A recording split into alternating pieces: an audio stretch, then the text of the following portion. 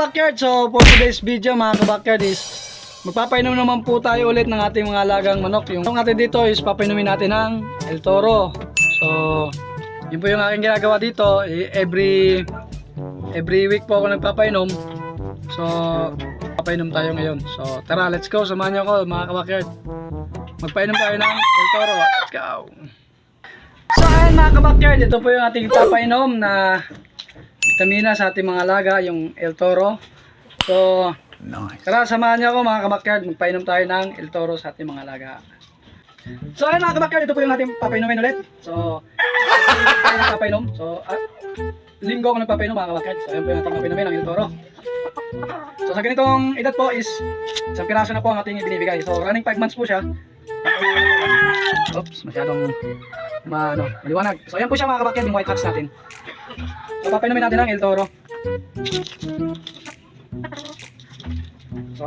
So ang nakaganda po sa El Toro mga kabakyard, hindi ka na magtuturok pa, hindi ka na mag-inject. So para iwas din sa stress yung ating mga alagang manok, kasi pag tayo mag-inject is wala pang baka matama natin yung kanilang buto. So mahirap na, problema pa tayo. So ito El Toro, bigay natin sa kanila. Let's go. Okay mga kabakyard, naisubo na po natin yung El Toro. So yan po. Hapon na po ako nagpainom kasi kaninang umaga is matagal po tayo so ngayon na po ako nagpainom ng hapon, pwede naman po. Ayan mga kabakyard. So proceed tayo dun sa iba. Tara, ito ulit yung ating papainumin mga kabakyard. Ayan. So tingnan nyo naman yung katawan mga kabakyard, lalong gumaganda na po. Ayan po yung katawan na nating stag. Maganda na, 7 months old. Ayan. So tara, painumin natin ang El Toro mga kabakyard.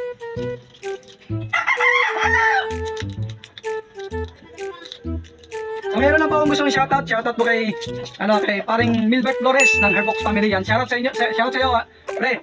So sa mga followers niya, follow niyo na lang si Milbert Flores siya. O yan, nasa screen natin yung Facebook page niya. Okay, follow na lang mga kabakyard.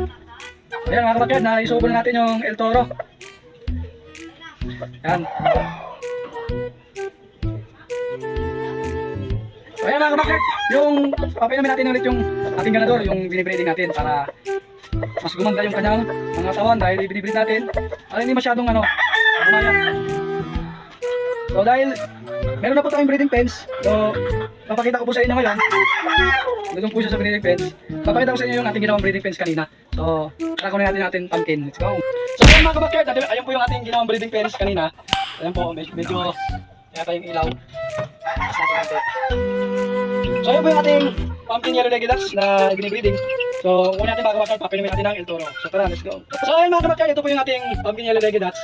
So yun po yung kanyang pares. So nangitlog na naman po yung ating ipinapare sa kanya.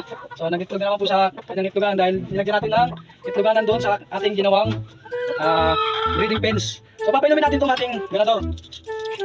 Isang tabletas po sa isang linggo para gumanda ang katawan ng ating mga alaga. Siyempre, ang nakaganda po sa El Toro is may L-carnitine po siya. So yung may mga sapolang mga manok, tignan niyo po, ito wala na po sapola, wala itong sapola dahil pinapainom natin ang El Toro. So ang El Toro is mabisang pangtunaw ng may sapolang manok. Yung mga kaba is utunawin po ng El Toro. Ito na kaganda, talagang bubuka yung katawan ng yung alagang manok. So yan po mga kapatid. So ayan. So hanggang dito na lang po. So siyempre, huwag niyong kalimutan i-follow si Richard Vlog.